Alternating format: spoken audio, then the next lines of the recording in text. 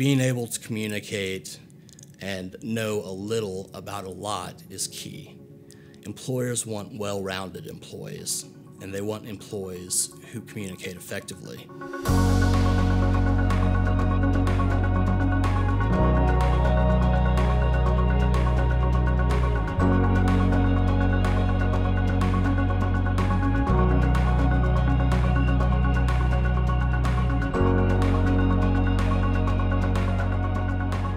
No one in my family had ever attended Auburn. We're not a legacy family. My grandfather pitched baseball for the University of Florida in the 1930s, and my older sister graduated from Florida as well. My parents both hold degrees from FSU, so you get the idea. It was a completely new school to me, and I thought that I would be going to University of Florida, but I had one last college visit to take, and that was Auburn. And I immediately fell in love with it and ended up choosing it over University of Florida. It was smaller, friendlier, out of state, but not too far, and more, as my mom said, like me. Having working knowledge of the world around you is always a positive, and I believe the liberal arts benefit everyone. Whether working under a presidentially appointed federal judge or at an energy company of 27,000 employees like I do now, I have to communicate with all types of people. Currently, everyone from the linemen setting poles out in the field to our CEO in the executive suite. So being able to communicate and know a little about a lot is key. Employers want well-rounded employees, and they want employees who communicate effectively. A liberal arts background fosters both. I never cease to be amazed by the places strangers say War Eagle to me, usually on seeing AU on some article of my clothing. Here in Chicago, China, Ireland, Bermuda, wherever, places I've been. If I'm somewhere long enough, someone will say it. And I think that's a unique thing which speaks to the broad reach of the Auburn alumni base.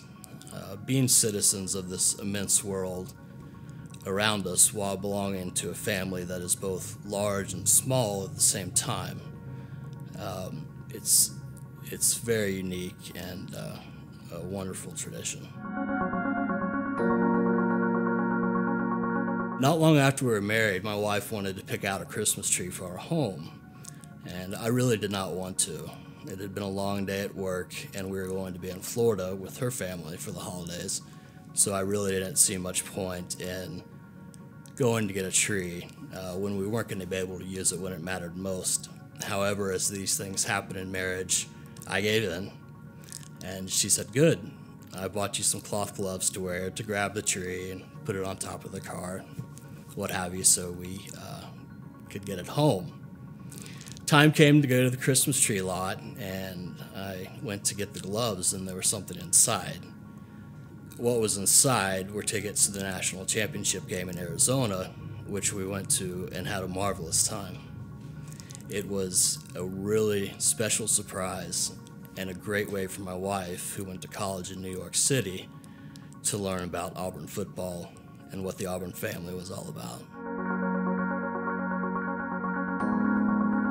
If you're interested in a particular subject or field, join any groups or societies offered, and for me that was the pre-law and political science honor societies at Auburn. Also look for internship possibilities through your advisor. Again, for me, it was an internship my last semester at Auburn with the Lee County District Attorney's Office.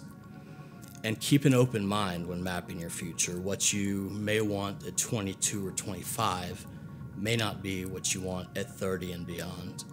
Challenge your personal ideas of what it means to be a member of a certain profession.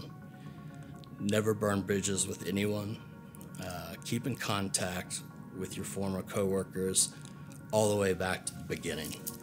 I get 2 or 3 unsolicited job offers a year stemming from the relationships I formed since taking that first job out of Auburn at 20 years old. And last, don't be afraid to move outside of your comfort zone, literally. The Southeast is great, but there's a lot going on in the rest of the country and in the rest of the world.